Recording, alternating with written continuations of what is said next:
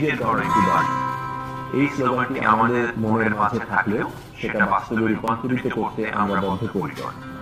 এই কথাটির মর্ম অনুভব করে আমরা শুরু করেছি আমাদের সবার পছন্দের চ্যানেল নিজের বাড়ি নিজে করি। Air conditioning system for high-rise and low-rise buildings. মূলত হাই-রাইজ ও লো-রাইজ বিল্ডিং এর ক্ষেত্রে এয়ার কন্ডিশনিং সিস্টেম আলাদা ধরনের হয়ে থাকে। এক্ষেত্রে হাই-রাইজ বিল্ডিং এর air condition system central air কন্ডিশনের চিন্তা করা হয় এবং লো-রাইজ বিল্ডিং এর ক্ষেত্রে স্প্লিট টাইপ, প্যাকেজ টাইপ অথবা ভিআরএফ হিসেবে চিন্তা করা হয়। যদিও বিভিন্ন জায়গায় ইদানিংকালে ভিআরএফ সেন্ট্রাল হিসাবে হাই-রাইজ বিল্ডিংগুলিতেও ব্যবহৃত হচ্ছে। হাই-রাইজ বিল্ডিং এর ক্ষেত্রে টপ অফ দ্য রুফে সেন্ট্রাল এসির আউটডোর ইউনিট স্থাপন করা হয়, কারণ এটা তুলনামূলকভাবে সহজ এবং উত্তম পদ্ধতির। পরবর্তী ধাপে পাইপিং এর মাধ্যমে আউটডোর ইউনিট থেকে ইনডোর ইউনিটে কুলিং সিস্টেম স্থাপনা করা হয়।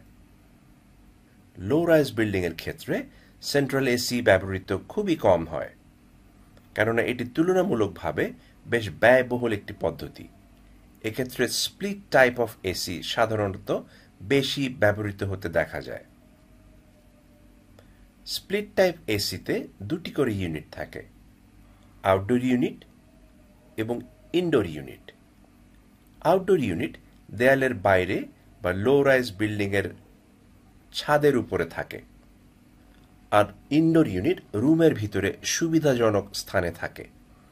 ইনডোর এবং আউটডোর এই দুটির মধ্যে কপার পাইপ সংযোগ করা হয়, যার জন্য আউটডোর ইউনিটের রেফ্রিজারেন্ট ইনডোর ইউনিটের সরবরাহ করা হয়। অন্যদিকে ইনডোর ইউনিটের ডিসচার্জ হয়ে আউটডোর ইউনিটের কম্প্রেসারে প্রবেশ করে। তখন কম্প্রেসার মুভমেন্টে গ্যাস চলাচল হয় এবং এভাবেই ইনডোর আউটডোরের মাঝে কুলিং সিস্টেম চালু থাকে।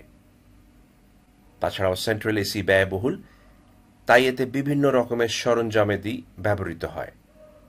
স্প্লিট এসি ধারণ ক্ষমতা কম, তাই এতে তেমন সরঞ্জামাদি ব্যবহৃত হয় না। এছাড়াও স্প্লিট এসি সরঞ্জামাদি সহজলভ্য এবং কম দাম। অন্যদিকে সেন্ট্রাল এসি এর piping system, drain system, ventilation system তুলনামূলক ব্যয়বহুল। আমাদের দেশের প্রেক্ষাপট অনুযায়ী জায়গা ও পরিসর চিন্তা করে সেখানে ঠিক যেমন প্রয়োজন তেমন এয়ার কন্ডিশনিং ব্যবহৃত হয়ে থাকে। আর এভাবেই আবাসিক এলাকা, শপিং মল, অফিস আদালত সহ বিভিন্ন প্রতিষ্ঠানে ঠান্ডা মিশ্রিত হয়।